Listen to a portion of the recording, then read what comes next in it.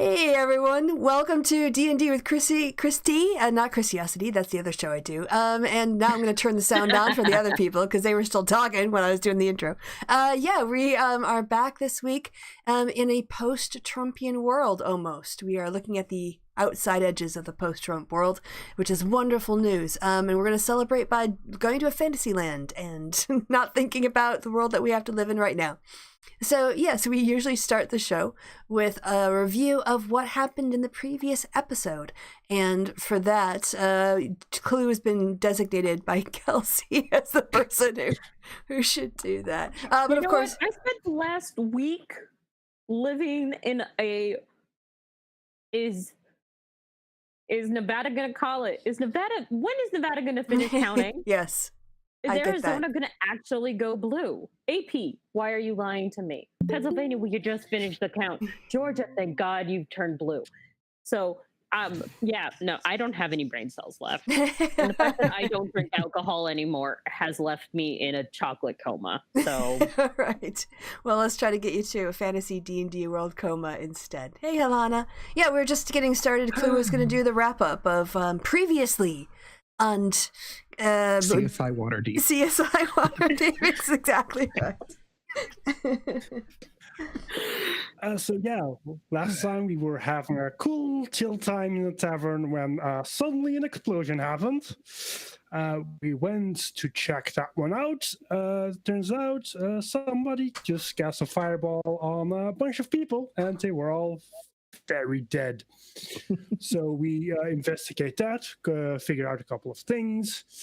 In fact, that the one doing the fireball was most likely a Warforged, that he was aiming at a couple of Zentarum from the Fluxus faction, along with a gnome that was Neverwinter's friend. Neverember. For the rest, we got... Yeah, Neverember, sorry. Yeah, that's okay. never remember. Yeah.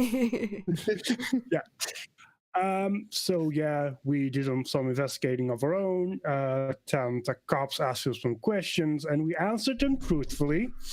Maybe left one thing out, but and some evidence. And for the rest, Clue got a ring, and that's about it, I think. Yeah.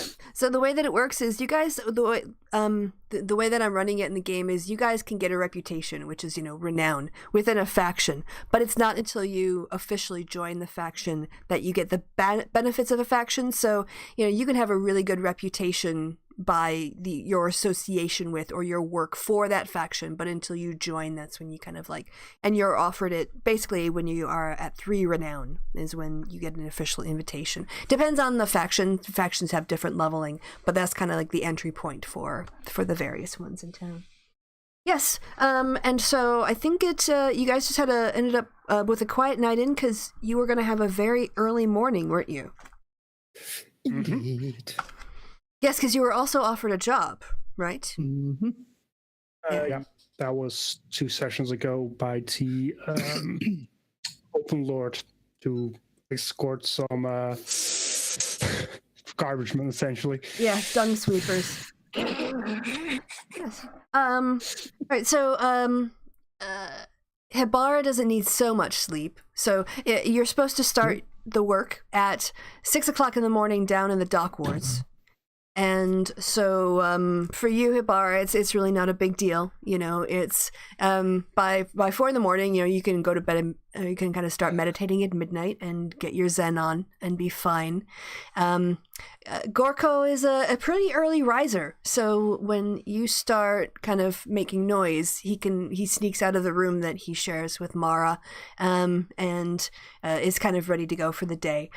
As I said before, the Bobs really like working with you guys and working for you guys. Jarvis has made comments that they'd actually like to move in and be sort of live-in staff, but they've got some cots set up in the other room, but it's way too early for them, so you can hear them gently snoring in a side room as Gorko sort of creeps down the steps a little before 5 and gets coffee going. So at around 5 o'clock in the morning, Thelvar, you hear a little knock at the door, and a creek with a candlelight because it's autumn now, so it's completely pitch black at 5 a.m. And there's a mug of coffee that's placed by your bed as Gorko. Oh wow, Alex Trebek. Oh, sad news. Okay, sorry, just looking in the chat. So I knew he'd been ill when last time I visited home 2 years ago. Okay, so you kind of like you hear a little bit of rustling noise and you see the light of the candle, and then you start to smell the coffee. Same thing for you, Mara, except Gorko is like even quieter. He doesn't even want you to be woken up by the light. Only the smell of coffee will wake up Mara. And Clue as well. You get a little knock at the door. Not quite so careful as with Mara, and Gorko leaves you a little mug of coffee too to kind of wake you up, and then returns downstairs. So it gets to be so you guys are kind of brought into the world. Mara less willingly than most, but it's still, as I said, it's quite quiet in the city, in the ward. And when you do hear the noises of a streetcar or something going by, actually the one that's going to pull up and take you down to the dock wards, and the sound of it echoes around the buildings because it's just so empty. There's really, if you hear footfalls in the street, they last forever just because there's nothing to cover up the sounds of them. And so I'm just going to say that you all wake up, some easier than others. And at 5:30 in the morning, Jarvis had arranged for the cart, and this time a driver as well, to take you in your rickety cart with your, you don't even know how it's still alive horse, from the tavern and heading down into the dock ward of Waterdeep. So you know from looking at the contract that you're meant to meet the dung sweepers down in Hog Street, which is basically the very, very bottom part. It's sort of, if you look on the maps, if you go all the way down the Way of the Dragon, it's past where the docks actually stop, and that's where the dung sweepers are going to be starting their rounds, and you are required to stay with them for 3 hours, so from 6 until 9 a.m. while they sweep this area of the city, and you're doing that for 3 days is the contract. So as you get down, again, the city itself is very quiet. It's getting to be autumn, so there's a bit of some frost on the windows. There's no really frost on the plants because it's an urban area, but it's quite cold. It's the coldest point of the night just because it's been the longest since the sun has come up. And so you're a bit chilled as you sort of, get taken clip clop, clip clop, clip clop, clip clop, from about the 25-minute drive that it takes you to get from the tavern down to that part of the city. But when you get there, at the intersection of Way of the Dragon and Hog Street, you see 4 human male commoners kind of like pulling their some empty wheelbarrows, but very large wheelbarrows, and they also have various other implements. They've got brooms and rakes and shovels and other things that you'd expect flat bottom shovels if someone's going to have to be dealing with dung. And so yes, the cart pulls up and pulls to a stop, and in front of the 4 dung sweepers. What do you do? Well, when Hibara gets out of the cart, she's gonna cast mage armor on herself. Okay. Because mage armor doesn't really have a description, like what it looks like, and she's kind of rusty at it. So it kind of this ephemeral, you know how like on a really hot day, if you look at the asphalt, and I mean like so hot, the asphalt outside is literally melting. Yes. Yeah. You see that shimmer? That's kind of like what's going over her body in a vaguely armor-ish shape. Okay, got it. She's just she's slightly kind of wavy. Yeah, she's slightly wavy, slightly blurry. Very it's vaguely armor-shaped. Yes, very nice. Okay, you're all set with your mage armor then. Yes. Actually, Clue's gonna go up to me, but I was just gonna ask, you notice nature stuff, right? You wouldn't happen to know how to attract one of these carrion worms? Are you talking to Hibara? Yeah, to Barry. Okay. Oh. I don't know. Let's see. It'd be in nature. I can actually cast guidance on her as well, just to make the check slightly better. Yeah, you can go ahead and roll a d4. Add a d4, right? Yep. Can get it up to a 10. A 9. 9, yeah. Yeah, you know, carrion is in their name. Yeah, I figured. Well, they're worms, Yeah. but they're bugs, and they like dead stuff. Yes. I guess we could kill someone. That would probably work. No, keep that one in our back pocket. Keep it in our back pocket, Ibarra. Well, I mean, they eat dead bodies. They probably like that more than poo. You're not wrong. I'm Okay. just saying you need to sustainably store her dead bodies. Maybe we'll find a dead body. We found all those feet. Our point. God. If we still had the feet, we could have used them. That's true. We should have kept some of those. Is Gorko with us? Yeah, he came with you as well. So he was in the cart with you this morning after delivering coffee. So, yes, I should say. Gorko, Mara looks at Hibara. I'm with them, right? We're all there? Yeah. Everyone got in the cart. Mara was just very quiet on the ride down as she woke up. Mara looks at Hibara. Does a dead body part work? Well, I guess if it would be big enough, probably. I think they sniff out the dead body. Oh, wait. We do have a dead body, don't we? I mean, we can close it, so it probably wouldn't give that much of a scent anymore. Also, it's in our basement, which we're not close. Yeah, it is in our Oh, right, it's in the basement. We put it in the basement. We did put it in. Crap. Well, maybe No. tomorrow. Wait, no. Hibara. We do technically have some of the body still with us.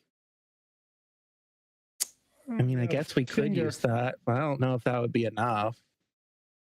How One big we is saw the... was kind of big, remember?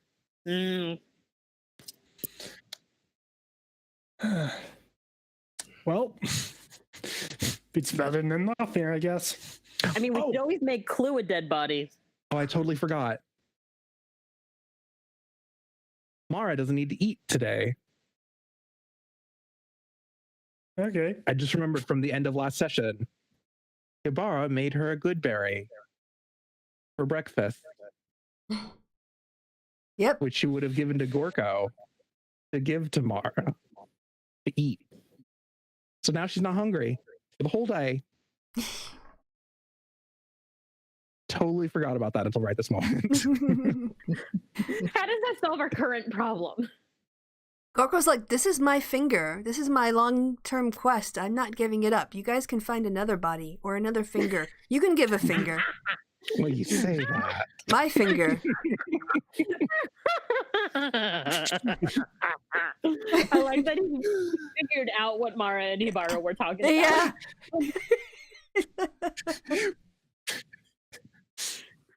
To be fair, we weren't being very subtle with it. No, we weren't. No. It's not a very big body part. And he's like looking in his bag. It's like, no. He says, My finger. Yeah. This is my lifelong quest. I have to save up and, fix things. We could always give you a new finger. No, this is Karen's figure, and I messed it up. I shouldn't have left him. Yes, but there are more where that came from. No. Okay, the dung sweepers are just starting to look at you guys at this point. I have never You guys are arguing over dead body parts. Who are these people? You're average adventurers, really. I mean, it's power for the course for this stupid freaking campaign. While everyone else is arguing, Thelvar's going to go over and introduce himself to the dung sweepers. All right. So, good morning, my fellow workers. We are here to be your guards for the day and possibly for the next few days. oh, you're the adventurers who's supposed to be our security for the next couple of days, are you? Indeed, we are. Oh well, it's good to make your acquaintance. I'm Morton. This is Errol. He points to another human who's like in the middle of like organizing stuff. That's Erlich. Sorry, that's Alaric. Fuck. Elric. That's Elric. And that one over there, that wee one in the corner, that's Stooge. But he doesn't talk too much. He's new, so he just mostly gets the piss taken out of him. Greetings to all of you. I am Thelvar, human combat mage, and over there, bickering at the moment, you will see my companions. The shimmery one is Hibara. The angry-looking one is Mara. The little green one is Gorko. And the, I wouldn't even know what color you would call him at the moment, but the one in the coat is Clue. Well, it's nice to make your acquaintance. I'd shake your hand, I'm not but that angry. I heard that. Also, do you have anything rotten, dead smelling that we could use to attract the corpse worms? Yeah, you got any dead bodies? I mean, I Don't think need dead bodies. We just need something that smells dead. well, if you wait long enough when we go down the streets, we're gonna get a bunch of horse shit. You never know what you're gonna find down here. We could find a dead body for all you know. So you do find dead bodies? Oh yeah, down the dockward. Down the dockward. Are you kidding me? Oh my god, we get with 2 or 3 a week down here. Well, there you go. We just have to wait. Woohoo! Dead body. Yeah, normally it's not a problem, you know, but things have just been going haywire down here. We get the first we get the gang war going on, then you get the earthquake going on, and now you've got a fireball up in the North Ward. I tell you, I'm halfway to leaving Waterdeep. This is getting too dangerous. Well, I mean, nowhere else are you gonna find such good sporting activities, though. you have a point there. How often are you gonna run into a dead body of a noble that you can? I wouldn't say that we go through their pockets before the city watch. No, we definitely wouldn't do that. Oh, I will. But you know, if it falls out of their pockets. Yeah, if it falls out of their pockets, it's not my fault. Just if you give them a little jiggle, you know, to help it going. So anyway, oh yeah, Eric, he interrupts. Elric, I told you about wearing gloves. Make sure you get your freaking gloves on before you handle anything today. But right. So, what we're going to do is, we're gonna go along the docks here. Normally we'd have a city watch patrolling, and it wouldn't be a problem. But they got pulled away because of the some of them have to go and be monitoring the explorations in the Fisher over in Fishgoat Alley, and then another lot got pulled off even more after yesterday's fireball explosion. So mostly what you gotta do is just make sure that we don't get caught in the crossfires of any of the gang war that's going on down here. Or if we've had, since the earthquake, there's been some of these carrion crawlers that seem to have got woken up or something that will pop out. So you guys are welcome to do what you want as we go about our business. If you want any of the local gossip as well, we can give you a bit of that. You know, something nice about being when you work in these jobs, people they pay you no mind. So we know some of the good gossip going on down here as well.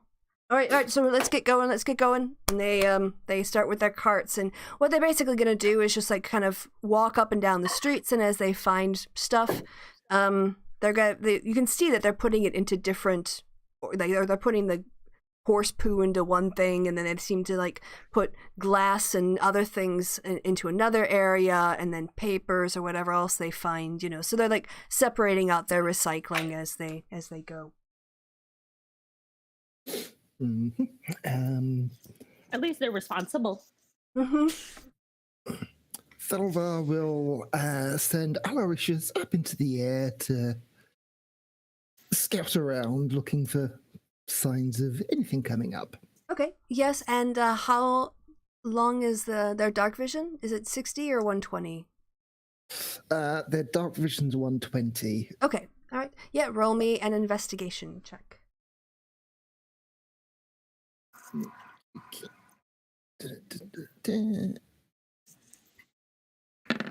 Mara's 110% useless right now because That's fine. Yep. So is it Owly? Is that the name? Aloysius. Aloysius does a turn. What? I'll say.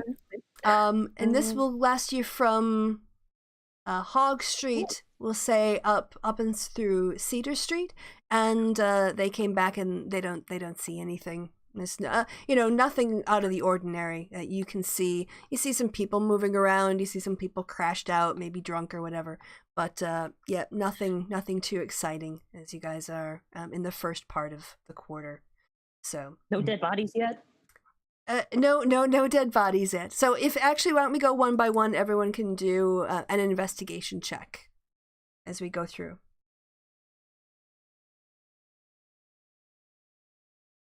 Who wants to go next? Clue, right? Yes. I'm supposed to be good at these. So yeah, as you move up from Cedar Street up into like the Dock Street area and Wharf Street, there's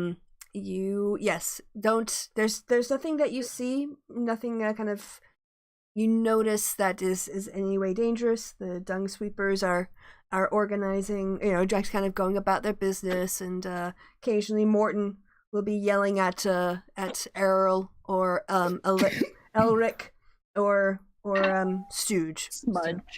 Stooge, yes, as well. So okay, who's up next? Thelva, by the way, if you want to do one in addition. Okay, Mara? Okay. Yep.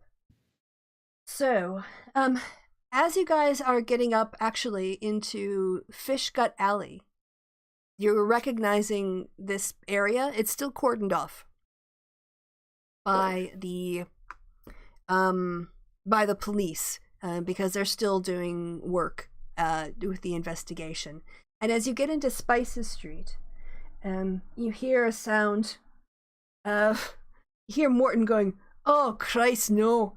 And as you turn around, you can see that Stooge is standing over a broken glass. Like just it's starting to be the sunlight is starting to come up now. It's getting a little bit later, and you see a yellowish green haze that's starting to rise up from the streets where the shards of the glass are. I need everyone to do a Constitution saving throw. God damn it, Stooge. Ibarra, you're okay. Clue, okay. So everyone but Clue makes theirs. Clue, as the yellowish green cloud kind of emerges, the way that the wind is flowing through the streets, it ends up catching you like quite full on where you're positioned, and you just find yourself coughing and unable to breathe, and really on the point. Like you manage to keep it down, but you really feel like you're gonna vomit for a round. But other than that you think you're okay. So yeah, Morton is just having a go at Stooge, saying, I told you not to handle those things without gloves. There's a reason why we have gloves on, so that we don't break anything or let it slide out of our hands, get back. Go. You clean up the dung. From now on, for the rest of the day, you're on dung duty. So, Stooge goes back and, he's going to be handling horse crap instead of glassware in the streets. Okay, so who's got the next investigation? I think Mara just did hers. So, Mara, you the last one? So, I think I'm the last one. I was wondering, instead of investigation, could I roll survival to sort of like track, sure, like woodlandsy track shenanigans? Yeah, if you could recognize some ooze or goo or anything that they would leave behind. Sure, yes, go ahead. Okay, yeah. So, I'm going to say that back closer to when you guys were doing your rounds closer to Dock Street, you noticed some old crusty stuff. Nothing fresh, but you could see that on a wall, it was a bit, it was out of place sort of shimmer to it. And what you found was like a flaky, kind of crusty goo that was almost like slug-like, but it was clearly quite dried. So whatever was there, it wasn't fresh, but there was something in this area. Okay. Where was that? That was over by Dock Street. So south of Fishgut Alley, between the docks and that sort of area of Wharf Street. Yep, precisely. Yeah. Right in there. Okay. But no signs of it yet. Can I roll for Goku? Yeah, go ahead. Yeah, he doesn't. He saw that thing and he fought it, but he didn't pay attention. He's too busy crapping his pants to notice anything about its natural form or anything like that. So, right. Why is he crapping his pants? When he first met them down in the fissure, when they got separated. Yeah, that was the first time he saw. All right, so you guys, make it through the first day. The carts are, like full enough now to need to be emptied out, and there are more city guards that are available. It's just like in that shift time, it's kind of hard. So Morton says, well, thank you all for keeping us from getting killed. Very much appreciated. And we'll see you back same time tomorrow morning then, I guess. Indeed you will. Have a good day, gentlemen. Yeah, you as well. And I get to do this accent some more, so that's fun. If you find anything extra stinky, keep hold of it. Righty, where would you like me to keep it for you? You want me to put it in my pocket, take it home, put it on my pillow, bring it back next morning, drop it in your coffee? Yes. I could just do. Since you're being an asshole, yes. Well, I'm not the one. Yes. Who's being the asshole here? You're asking me to put stinky things around and keep them for you. You can find your own stinky things. You want to get rid of the creepy crawly thing that's trying to kill you or not? That's not my job, is it? That's your job. You know what? You're being a punk ass bitch. Yeah? Well, if you want to see a punk ass bitch, you can come here and I'll put you in the dung cart lady. And then we'll take you out and we'll get you lots of stinky things. Ooh, Rick Sirius does not like me talking like that. My dog is actively crying. Yeah, you don't want to piss off a Scottish person. Like, they're not gonna... He's playing with you. He's playing with you. He's like, he thinks it's funny. The thing is Mara can't take a joke between her and like war. Like right now, she's just like, I just want to solve this problem. I can put a jobby in your coffee in the morning if you want. You just that'll wake you up. So he's having a bit of a giggle to himself as you guys go off.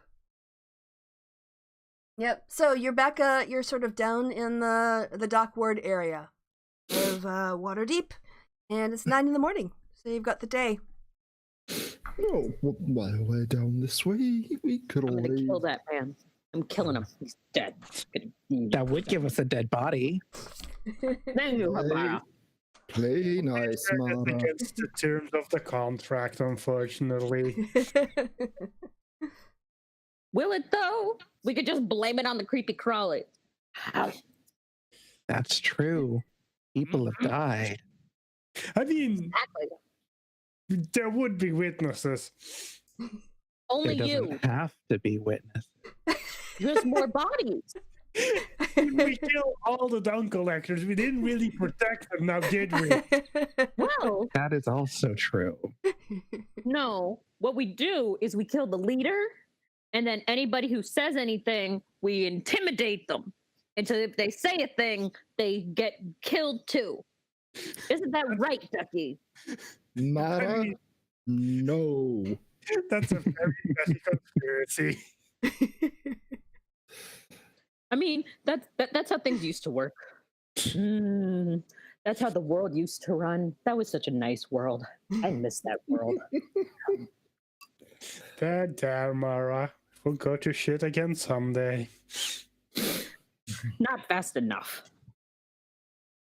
Anyway, as we're down here in the dock ward, we could always go and investigate that suspicious lamp shop. Yep, fair point. Can I Yeah. kill something? Quite possibly. Thank you. All right. Yeah. So you guys are gonna head down to Jolly's Lamp Emporium, right? Yep. Go to- Yes. So that is. Yep. Basically down in the area near the fissure. So you guys remember kind of where you are, and yeah, you head in. At the moment, it's about 9 o'clock in the morning, so there are more people. There's more traffic. The dock wards, especially in the morning, tend to get busy earlier because they want the ships come in. They want to unload their things and get them to the shops or get them loaded onto the boats and out before the city starts to get quite busy. And so even though the rest of the city wakes up a little bit later and gets going sort of between 9 and 10, you've got a good bit of traffic already.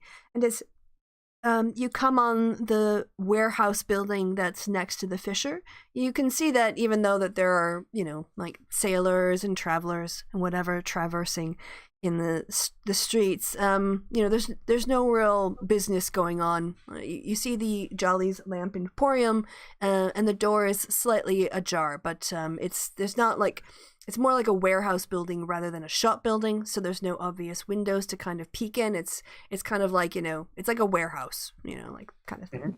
The door is, like I said, slightly ajar. It's not shut, but it's also not completely open. Yeah, Clue's just gonna walk in and casually look around the store. Same. All right. So I take it everybody, all 5 of you walk in? Mhm. Yes. Great. So when you walk in the door, Thelvar, you recognize the half-orc that you spoke to that was quite brusque, and uninterested in selling you any lamps from the last time. The rest of you, you also see in there a half-elf, a woman, who is sat in a chair, sort of like, so whereas the half-orc is behind the counter, looks like he's got a paper behind, he's reading. There is a half-elf woman who's sharpening her knife. And then you also recognize the woman who tried to rob you from the fissure, who's also she's like playing with one of her weapons as well, like fiddling with it. And she immediately recognizes you and jumps up to her feet. Hey, how's it going? Any more luck on your other targets? Hey, what are you doing here? Just looking for lamps, aren't I? You're not Good. looking for lamps. I mean, I'm not, but Telvar is. Indeed. Your colleague over there can vouch for the fact that just a few days ago I was in looking for a lamp. So, and I do remember there being a fine selection here. So now I have a little more free time to browse. I thought I would come back.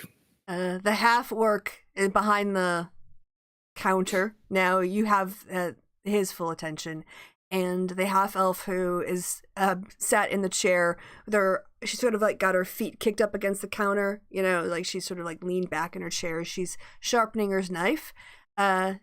She kind of, where she had her ankles crossed and sort of like resting up against the counter, she's just slowly moved them a little bit so that she could jump if she needed to, but she's still watching you and just sharpening her knife. And Jolly says, we don't have any more products than we did before. We don't have any belt lamps or whatever it was you were looking for. In fact, the Fishers pretty much put us out of business. So, yeah, you guys can be getting on with your day. And yet you're still open. He's just like not entirely subtly playing with his entire ring at this point. Okay. It's like, come on, guys. We're all friends here, aren't we? Same line of business. What do you guys want? Just curious. I've seen like more convincing fronts in the field war, to be honest. Oh, talk about Ben. You're so bad at this game. The orc sort of like looks at his two companions and says, well, if you know it's a front, then you're here for something, because it's not lamps. So who are you with, and what do you want? Again, just like very like obviously plays with his ring. Come on, really? You need to ask that question? Well, I don't know. We're standing right here. It's pretty obvious who we're with. Yourselves? We're with him. Yeah. I mean, are you blind? Really? Do you need glasses? Now they're looking God. slightly confused. Are we supposed to know who you are? I don't know. Who are you? Why did we come here? What is this, a philosophy course now?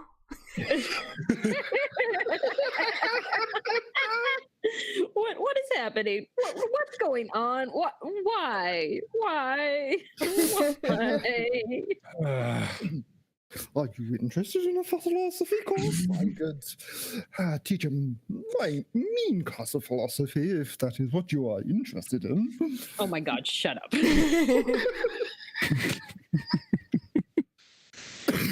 I think we're just interested in some peace and quiet. Ooh. Are you selling peace and quiet? I'll buy peace and quiet. I'll buy some coffee too. Look, who are you guys with? Floxum, Xanatar, who? Well, if we were going to tell you, why would we do it for free? Ooh. I guess that's a fair point, but on the other hand, you are outnumbered. Well, there might be more of you, but we're tougher. But I can be big. Good joke, man. Good. You might want to ask your friend over there just how tough we are. Yeah. So at this point, the what is she, like a human? I think I'm trying to look up her stats. Yeah. She was human, yeah. Yes. Kind of like looks over and says, I was outnumbered last time. And I was with a bunch of newbies. They were useless. You're still outnumbered now. We just got out of a giant fissure. Guess who's nice and fresh right now? Are there curtains in this room? Now, the room is basically, like I said, other than, it's mostly just like an empty warehouse. There's shelving But there's some light that seems to be coming in, but it's coming in from above, more like sun, things rather than big windows in the back. So it's basically they don't want people to be looking in the front of their stores at all. So there's no windows, no curtains.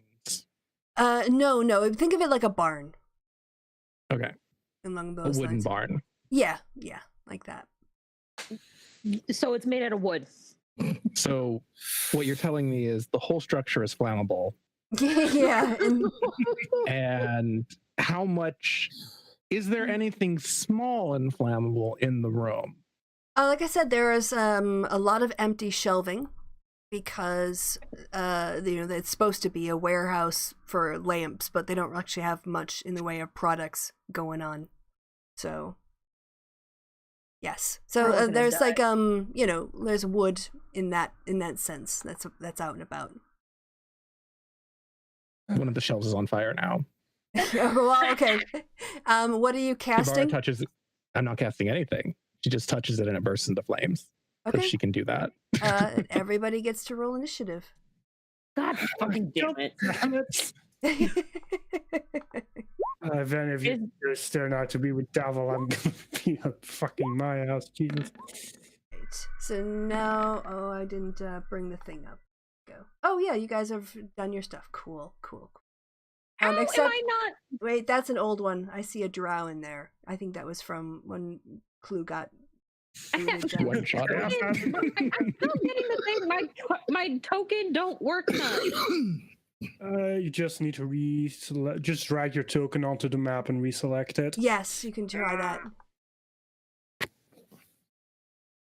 How do I? At least it wasn't frickin' what's his bucket that started the fight this time. What's his bucket? Who's that? Clue. Yeah, Clue did run off. Don't think I've Bar set the thing on fire.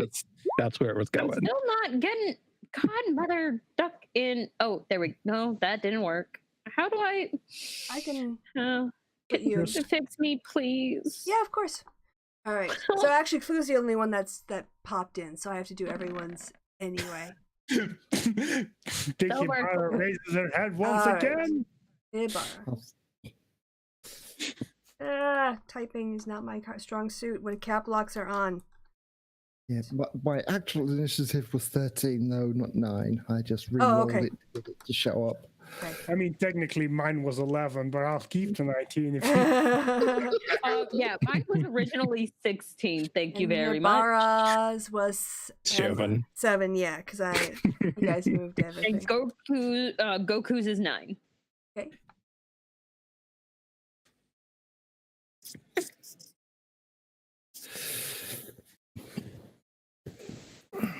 Fine. And Mars, what was yours? 16. Oh, nice. Mm-hmm. So we got 2 thugs. So you got these 2 are gonna go on the same 11.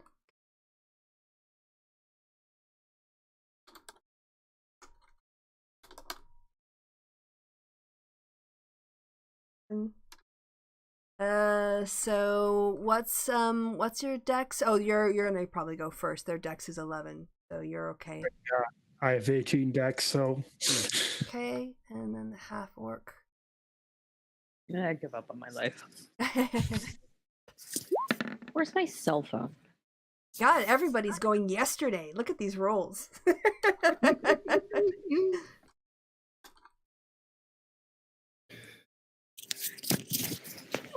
5. All right. And let's put them in descending order. How am I not going last? We're gonna swap. Yes. So that we've got that going. All right. So yes, there is a shelf on fire now. And Mara, it is your turn. So you've got a half-elf human, you've got a human, a half-elf woman, a human woman, and a half-orc guy behind the counter. Mara, is she there? What happened to Kelsey? Oh, you're back. Sorry. It's okay. You're up. You get to go first. What? How did that happen? Oh, there it is. Because we all suck. All right. So basically, Habara lit something on fire. Mm-hmm. Yep. Well, Mara's not going to do shit. She's going to look at Habara and go, "What the fuck?"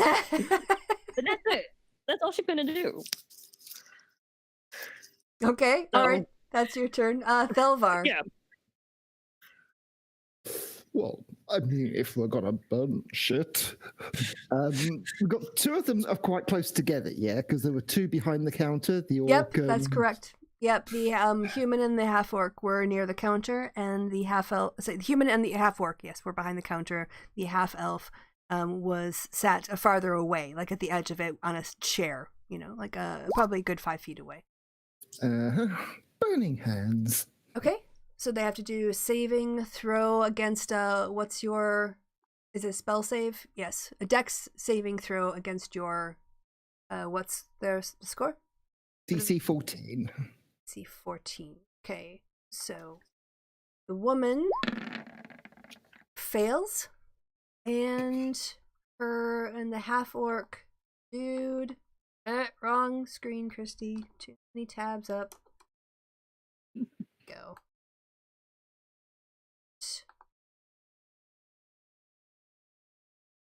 Yeah, there it goes. It's a little bit delayed. But yeah, then neither of them make it. Yeah, casting it at level 2, so 12 damage to both of them. Okay. And you just check. There. Okay. All right. 12 damage to both of them. Got it. Next up is Clue. The two look like they're gonna be melee. It's a bonus activation to use a bonus action, use the ring, right? Correct. Yep. In that case, I'm gonna bonus action use my sword level 2+, so we all get a 1d4 on our attack save. And then Clue is gonna hide behind Mara and ready his bow for when any of these guys are next to any of our guys. Oh, okay. All right, so you're holding an action, basically? Okay, sounds good. Then the thugs get to go. So, yes, one of them jumps up, the one who you guys were robbed by. Her name is Stork. And she is going to rush Thelvar and attempt 2 attacks. So get a mace swung at your head 2 times. Oh, that's a miss. First one, complete miss. They are still singed from the first attack you had. And then, yes, the next one hits and you take 3 bludgeoning damage. Also, now that she's next to Telvar, I'm gonna use that action to shoot her with my short bow. Oh, okay. Yep. Nice. And what do you do? I do a total of 11 plus 14, 25 damage. 25. Dear God. Wow, she goes down in a heap. Just collapses. Way down. Yep. It's just crumples. Yep. And the other one, so the other thug who was sat on her chair, sharpening her knife, sees this, and her reaction is, I don't like these people enough to die for them. So she's legging it, and she's going to. There's no loyalty among thieves in this group. And also, you guys don't know why she's in the shop, so yeah, she's like, she's legging it. She's gonna take the dash action. She's going to run through a door toward the back of the warehouse. And yes, she's on her way out. She's legging it. She's out the door, out the back. Basically, like behind the counter, there's an area where it's divided off, like a storage area behind that customers wouldn't see. And she's gone through there, and she's completely like making a break for it. All right. The actual warehouse part. Yes, correct. As opposed to the front of the store part. Yep. Yeah. All right. Who's running Gorko? Do you want to do that? I am. Yeah, go ahead. No, I don't. You don't want to run him? I don't want to run him. Oh, okay. Okay, that's fine. I feel like you do his voice so much better. Yeah, that's fine. So yeah, he's he's gonna do what he does, and now he's gonna get out his little crossbow, and his light crossbow, and he's gonna try to shoot at the big bad half ogre and see how he does. Did that not go? All right, try again. I pressed it in equipment, not in the weapons area. Oh yeah, he hit. Good job. Why can't I roll like Gorko when I play? Dang, he does 11. Wow. Way to go, Gorko. Yes. That's my murder, baby. I mean, it was actually supposed to be his light crossbow, but they are the exact same stats, so it's absolutely fine. So he gets the half orc. So not only is that guy singed now, but he took a bolt right to the shoulder blade. And he howls out in pain, and Gorko kind of shoots, and then he hides behind Mara when he's done. Oh, so basically I'm like a shield. You are That's half great. cover. Great. Yeah, you give him a +2 to his AC. Yeah, So and not only am I covering Goku, I'm also covering frickin' Clue. Great. yeah, Lovely. everyone's hiding. Like you're all just hiding behind each other. Yeah, you see, Gorko actually comes from Pathfinder 2e, so he used the Goblin Scuttle ability. I mean, Goku makes sense. Clue, he's just lucky that Mara doesn't beat him in the head with like a stick every single time he comes behind her. So, all right. So yeah, he's already singed. She's got a bolt sticking out of him. Habara, what would you like to do since you started this fight? I did start this fight. The dropped thief woman, is she within 10 feet of the orc dude? I would say yes. Okay. Because I think this is probably going to kill her. Because Oh, wait. Which one? The one that was running, or the one that's down on the ground? no, the one that's down on the ground. Yeah. She's down. She's so what I was thinking was she kind of leapt over the counter, and that would put her about 5 feet away in order to attack you guys. So the way that I'm picturing it is like you guys, then 5 feet, she's on the ground. Another 5 feet is the counter with the orc behind it. So she's within 10 feet. Perfect. So I'm gonna need to make her, dude. Being that she's basically at Thelvar's feet, hopefully you're not going to do it in a way that's going to hit her, because it will probably hit Thelvar too. I mean, no, if she's 5 feet away from you, then it's fine. It's just out of range. At worst, your eyebrows will get singed a little. It's fine.